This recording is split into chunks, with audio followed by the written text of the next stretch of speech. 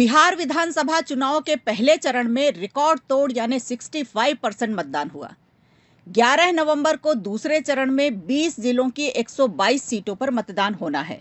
दूसरे चरण में 3 करोड़ 70 लाख से ज्यादा वोटर अपने मताधिकार का उपयोग करने वाले हैं।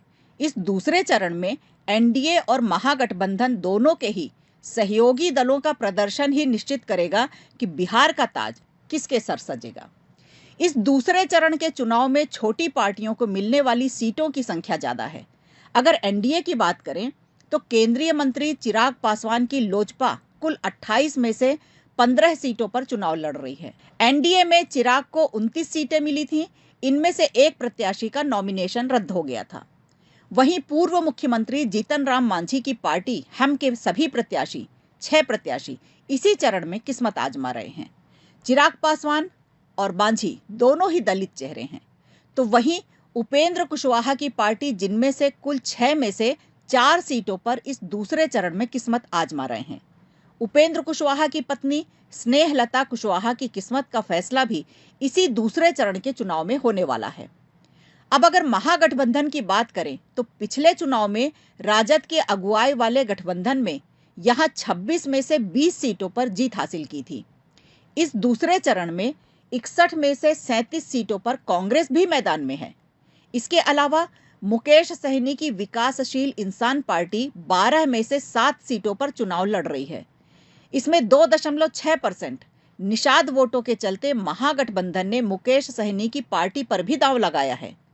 2020 के चुनाव में मुकेश सहनी एनडीए का हिस्सा थे, जिसमें तिरहुत रीजन में एनडीए की मजबूत पकड़ बताई जाती थी। इस क्षेत्र में एनडीए के पास 30 में से 23 सीटें हैं। कल 11 नवंबर को होने वाले चुनाव में मधुबनी की 10 में से 8 सीटों पर मतदान होना है।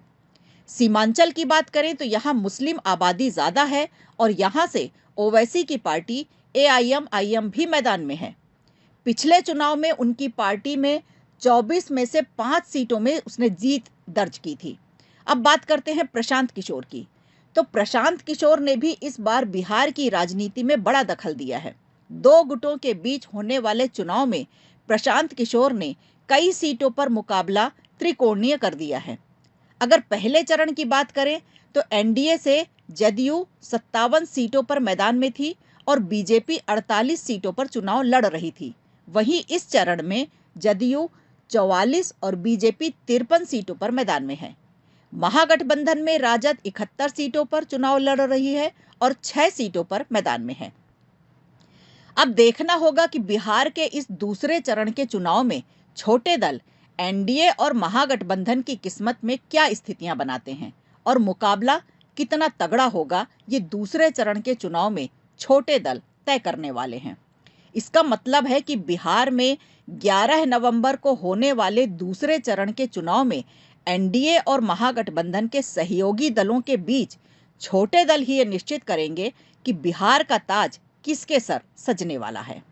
वीडियो अच्छा लगा हो तो लाइक कीजिए, शेयर कीजिए और कमेंट बॉक्स में हमें जरूर बताइए।